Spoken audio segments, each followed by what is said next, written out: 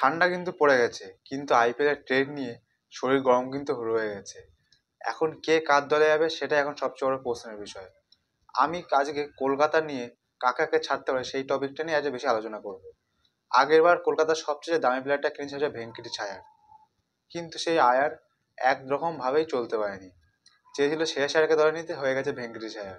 RCB আর কলকাতার মধ্যে কিন্তু হেভি যুদ্ধ চলছিল কে কাকে নেবে। একবার আরসিবিরা বল টানছে, একবার কলকাতার টানছে, যে কলকাতার ভাগ্যে জোটে ভেঙ্কটেশ আয়ার 23 কোটি 75 লাখে। কিন্তু সেই ভেঙ্কটেশ আয়ার আইপিএল এ 2025-এ পুরোপুরি ফ্লপ গেছে। তারপর মিচেল স্টার্কের পরিবর্তে এসেছিল স্পেন্সার জনসন। সে কিন্তু প্রতিটা ম্যাচে কিন্তু প্রচন্ড একটা দামি বোলার হিসাবে নাম পেয়েছেন। বলে আসলে বেদরক মার খেতেন। তাকে কিনেছিল কলকাতা 2.8 CR-এ।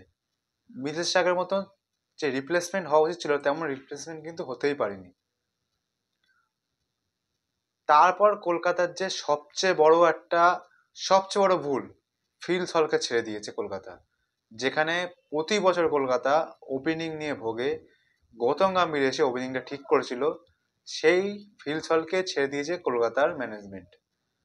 তারপর ব্যাস, তার বদলে নিল কুইন্টন ডিককরে 3.6 CR-এ।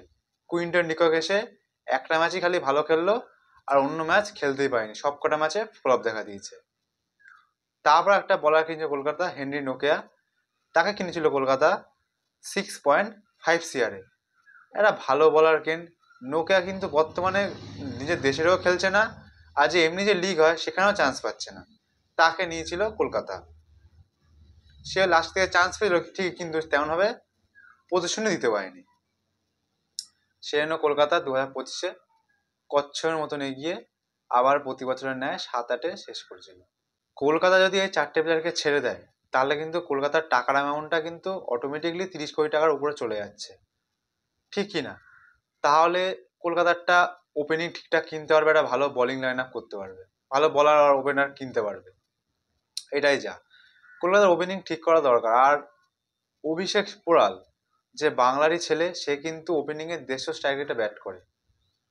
আর অনেকদিন ধরে একটা সোশ্যাল মিডিয়ায় বা বাংলা ইডেন গার্ডেনের সামনে কিন্তু অনেক মিছিল মিটিং হয় যে একটা কোনো বাঙালি নেই কলকাতার টিমে। এটা ঠিক কথা, কে কোনো বাঙালি নেই।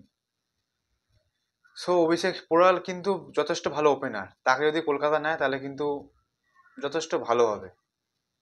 বলতে তো পারো যে একটা বাঙালি রয়েছে। এটাই যা, কলকাতা যদি 2026-এ কাম ব্যাক করতে চায়, তাহলে ওপেনিংটা ঠিক করতে হবে।